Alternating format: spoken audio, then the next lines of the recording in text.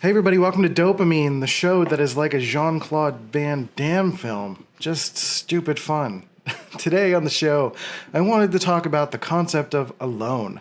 Being alone, whether it's in your head or emotionally or in a relationship or just really like kind of the human philosophical aspect of being alone. There's a lot to break down here, and just kind of like a warning that sometimes this type of topic is a little bit heavy for some people, and it kind of goes into a little bit of an existential thing. So just a quick kind of heads up that that's the thing, that's what I'm going to go into, and all of that fun stuff. So without further ado, let's kick out the intro and make this thing fun. Drums, please.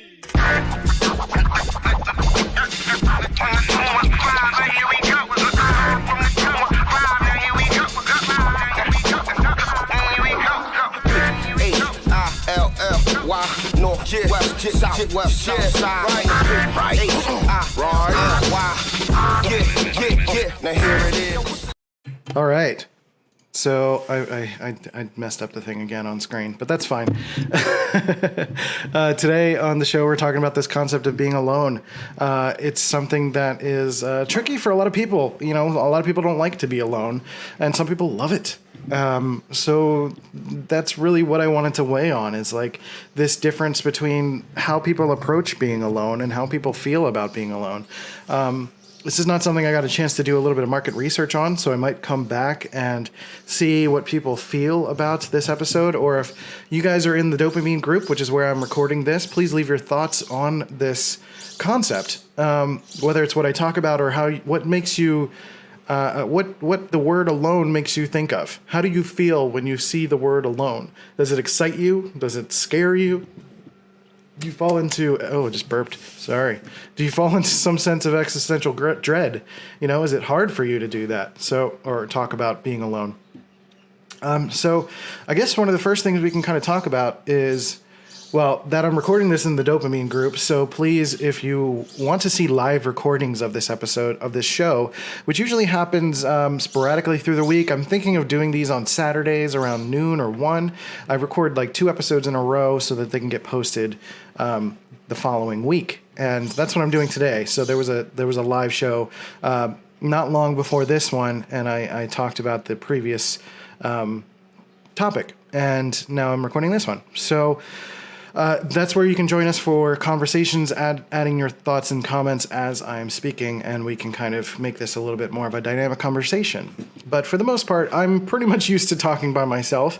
I've been doing this for about a year for podcasting, and it's something where I've gotten comfortable speaking about a topic at length, but also I'm just used to being alone in terms of like physically, and I really like it. You know, I'm kind of like a more extreme introvert. I'm an INTP, which our sort of focus is identity and being very individualistic, and that reigns very true for me.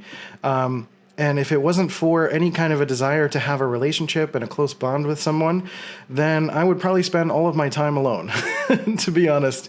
You know, I really spend a lot of my time with her, and I don't interact with too many other people outside of this apartment. I do interact online with people, but even that is very selective. So for the most part, you know, I'm the type of person that really enjoys being alone. I enjoy time to myself, and that is part of some of the boundaries that I've been considering placing on my life. Throughout my life, I've had issues when I was younger with, you know, my family. We're basically a bunch of introverts, so everyone kind of goes to their own rooms. But whenever we interacted with each other for too long, things got a little bit hairy. So, you know, it became pretty important for me to make sure that I'm giving myself enough space to be an introvert and be on my own. And I think that reigns true for a lot of people who kind of find out that they're an introvert at a little bit later in life at some point. You know, we get kind of used to the social expectations. I think socially, all the social constructs in life with like school and work and stuff are a little bit catered towards the easiness of being an extrovert and being comfortable with people and being social. And introverts can be social, but for some of the more extreme introverts like myself, you know, being social has always been difficult. I just can't I can read people from like a sociological perspective. Like I can understand people's intent, and I'm really good at reading people in poker and stuff like that. But I'm not good at empathizing with people's emotional states. When people say that they feel other people's emotions, I don't get that at all. I have to look for physical signs. So I have to look for more cognitive signs versus empathic signs of social interactions and stuff. So I've just gotten used to the idea of being alone, because everything outside of these walls is very sensory overloading for me. I'm constantly taking in information and constantly adapting that information to my own sense of understanding about life and people and such. So I spend a lot of time on my own thinking about those things. I think about everything that I've explored in the world and everything that I've done. And I do get out in the world and I do explore and do things.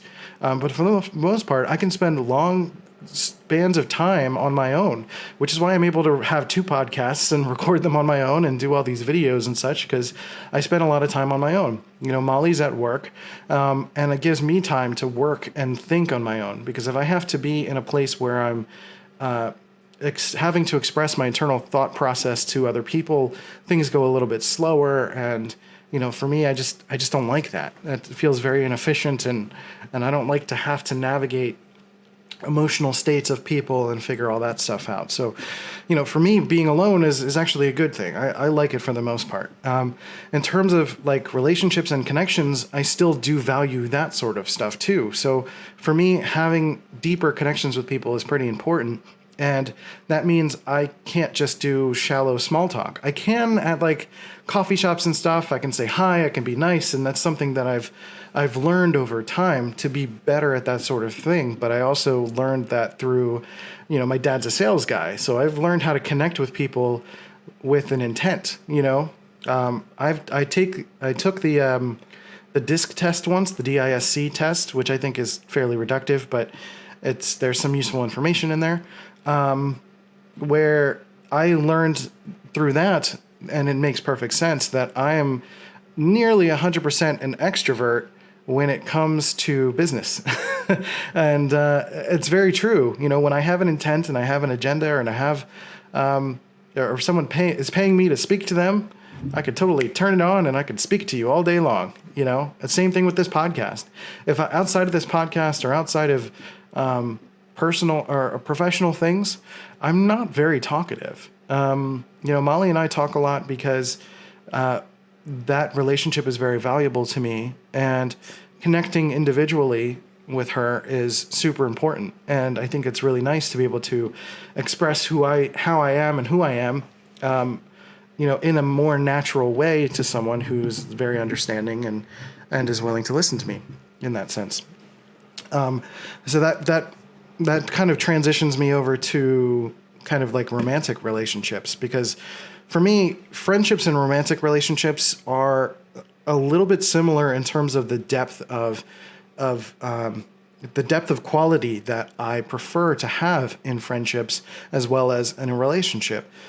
Friendships, I have a lot of acquaintances. I have a lot of people who like the charm that I sometimes exude, and they like appreciate some of the little quips that I say. But for me, it's all in passing. It's almost like when you do a show and people come up to you afterwards and they're like asking for your autograph and they're telling you nice things, and you're just like, oh, thank you, I appreciate it. You're not forming intense bonds with them. You're just saying, thank you, I really appreciate you. You're appreciating the whole, you're appreciating the crowd, you're appreciating the fans, you're appreciating the people. And that's kind of how I am for the most part with like acquaintances and people who like things about me. And it sounds a little messed up when you say it like that, but it's true. And there are very few strong bonds that I form with friendships, because I prefer talking about ideas. I prefer talking about depth of things. I don't really like monotonous day-to-day, how's the weather kind of stuff. Like that feels needless and wasteful to me in terms of conversation. I would rather move on, and I very much value my time. So valuing my time alone especially is important. So if I feel like someone is eating up on that time because of the desire to have small talk or to connect with me on a shallow level, I just don't like that. I don't appreciate it. And I've learned ways to to move on from that, and in a respectful way, and not tell people to just shove off, but to find elegant ways to move on to the next thing or to the next conversation or go to the next place. Those are some struggles that I've had in relationships as well in my past, is being able to connect with, their families or their friends who are kind of used to forcing each other into social interactions or like family reunions or family gatherings and stuff. I'm not a person that follows tradition at all. I don't like it. I barely celebrate Christmas. And that's only because it's kind of like there's a fun, jolly element to it, and I enjoy that aspect. But I don't think about holidays. I don't think about get-togethers. I just don't cherish that sort of thing. And it's not a knock against anyone who does. That's just not my thing. So it's really hard it's been hard to connect in a romantic way to someone, because I favor my alone time. My autonomy is super important, and I would rather spend most of the time with myself and then a lot of my other time with the other person, and that's really it. So it's really healthy for me to make sure that part of that relationship is having time that we're doing things on our own. And I think I've had relationships in my past that are, kind of cliche things about relationships are having to spend all of your time together. And that becomes kind of codependent sometimes. And for me, it doesn't feel healthy. And for me, I like to spend time on my own. I like to do these shows. I like to talk about things and share concepts and make stuff. And I feel like my ability to do that comes with being alone and spending time in front of the computer, or writing stuff or reading stuff or researching or watching YouTube videos or whatever the case may be. And all of that comes on my own, because when I'm doing that with somebody else, I have to consider what they want. It sounds messed up, but it's hard. Molly's incredibly understanding, but I still consider that I don't want to overload her with certain types of information or certain things that I would love and dive into in such intense depth. And it's the same thing for her, because she's a little bit more, spiritual and religious and stuff like that. And I'm not at all for that either.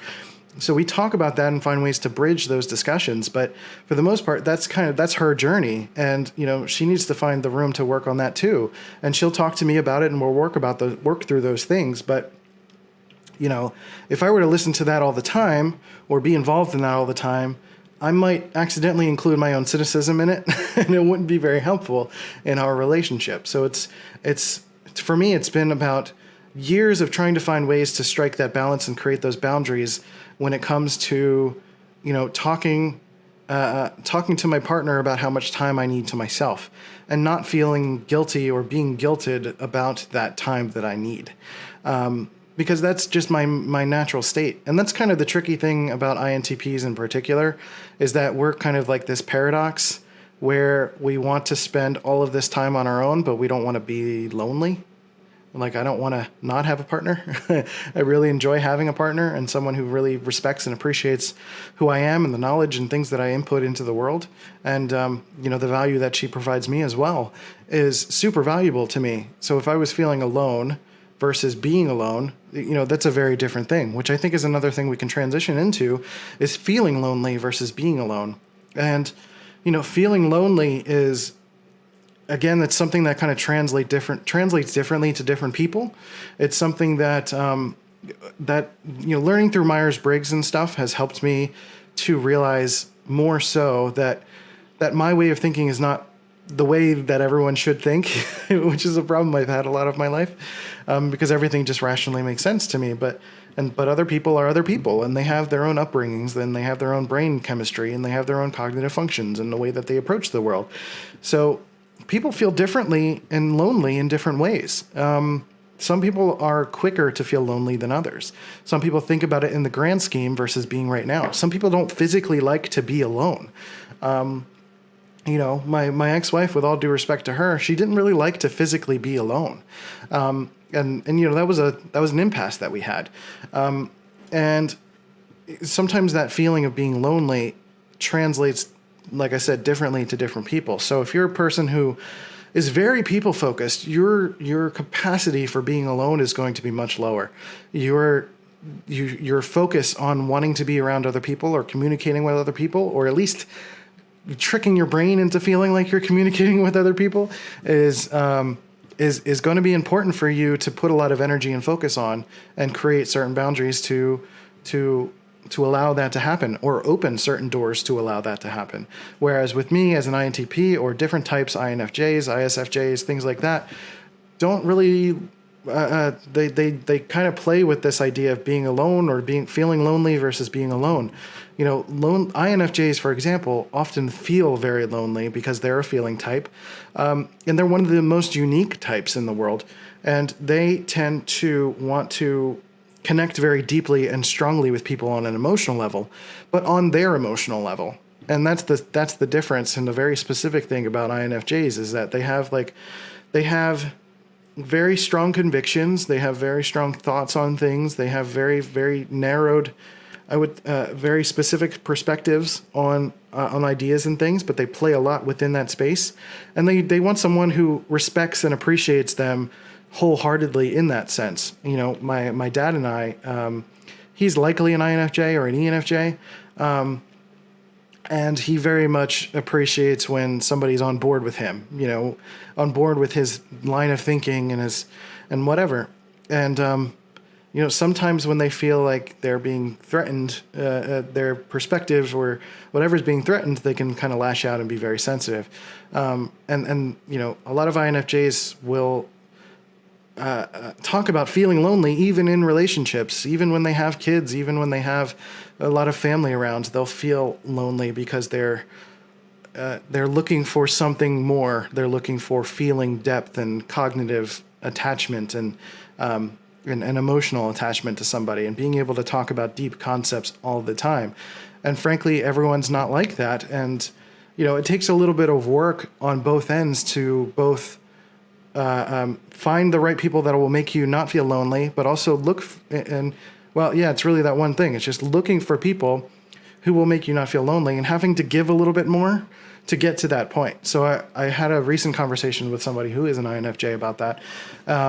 But this kind of applies to basically all types of people, is that if you're feeling lonely and you're putting that all on romantic relationships or friendships or whatever, you have to realize that you have to put in some effort to make that different. You might have to make some adjustments to how you approach the world, not necessarily your personality, but understanding, almost leaning more into your personality, so that you can create a stronger beacon of yourself and your ability to understand, what other people are, or where the other people are that will connect with you and resonate with you.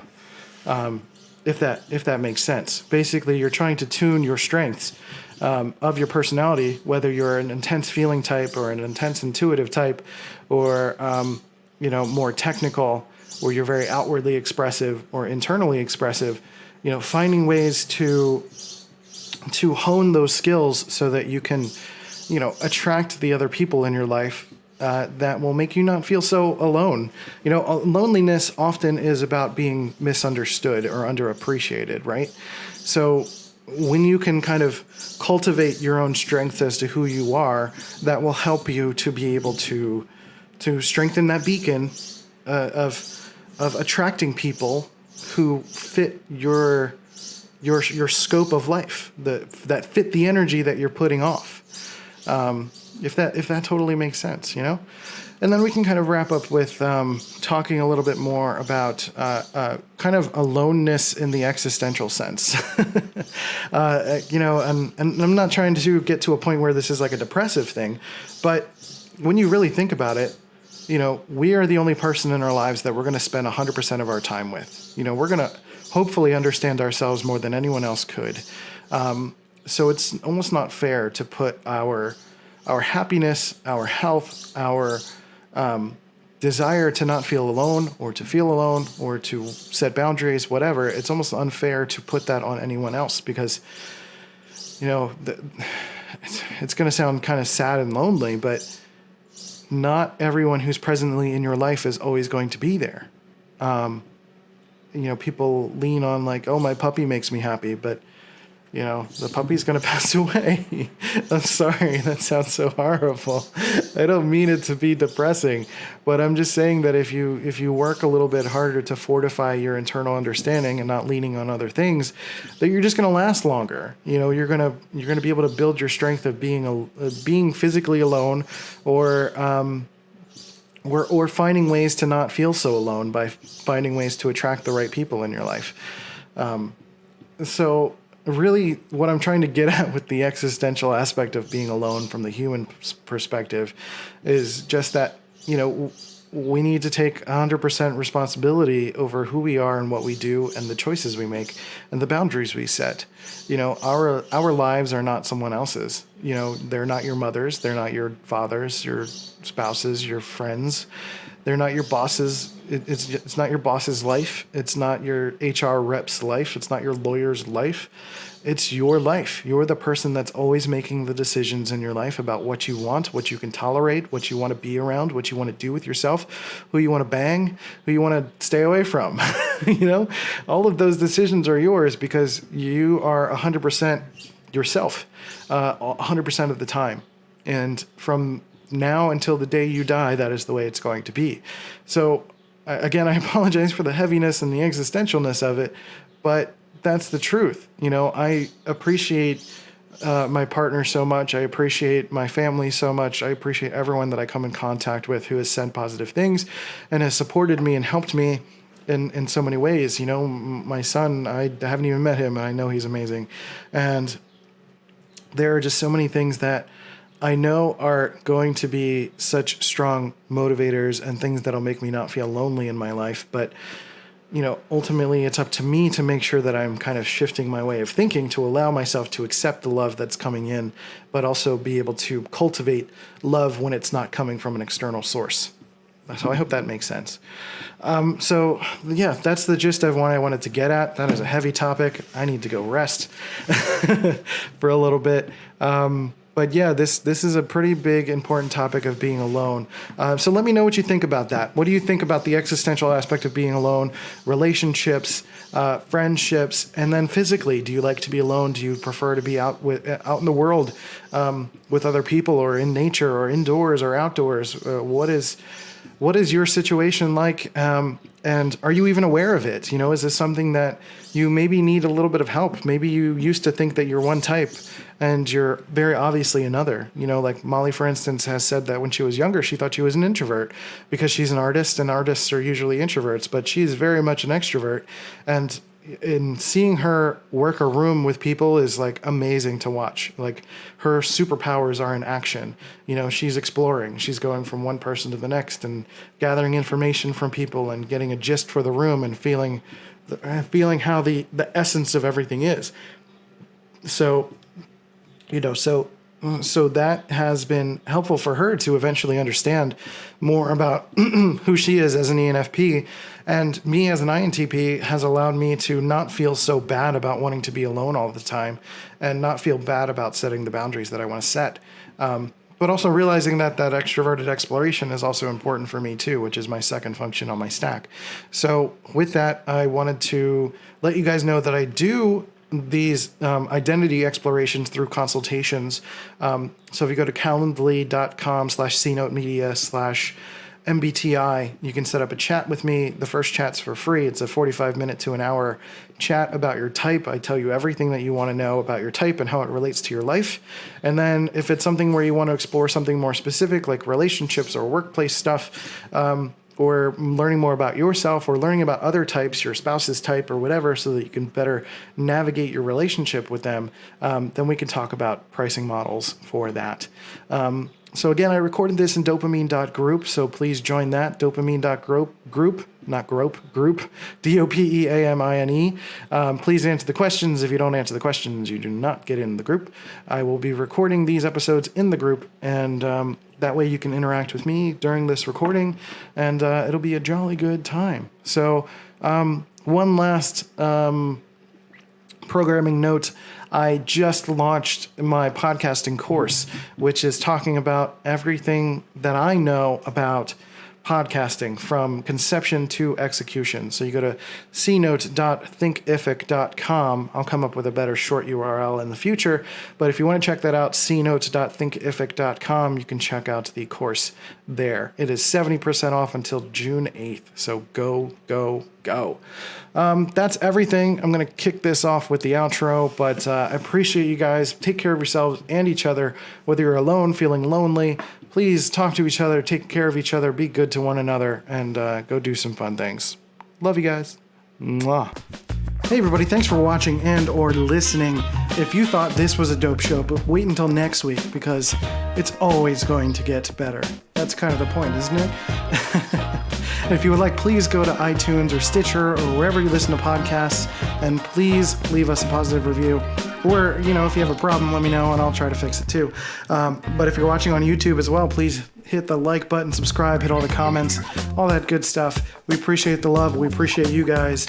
And, we're going to keep doing it for you and do the best we can. So thanks for listening. Go to howmynameschristian.com or dopamine.life. Check us out or cnote.media to learn how to make your own podcast and videos and go from there. So catch you guys later.